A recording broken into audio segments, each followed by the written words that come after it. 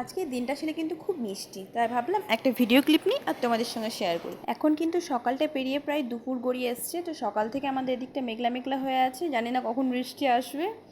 তো সেই অপেক্ষাতেই আছি, বৃষ্টিটা একটু হোক, মনটা একটু ভালো হবে, শরীরটাও ভালো হবে। যে পরিমাণে গরমটা পড়েছিল, শরীরটা খুব অসুস্থ হয়ে গেছিলো, তো এখন ওয়েদারের জন্য মোটামুটি শরীরটা ঠিক আছে। তো আমি এখানে আমার গাছগুলো একটু দেখে নিচ্ছিলাম, মানে রোদে পুরো, আমি গাছে কিন্তু প্রত্যেক দিন জল দিই, তবুও মানে এতটা পরিমাণে রোদ যে সব গাছের মাটিগুলো শুকিয়ে গেছে, গাছের পাতাগুলো সব লাল হলুদ হয়ে গেছে। তোমরা যারা যারা আমার এই ভিডিওটা দেখছো, তাদের ওদিকে ওয়েদারটা কেমন অবশ্যই একটা কমেন্টে জানাবে।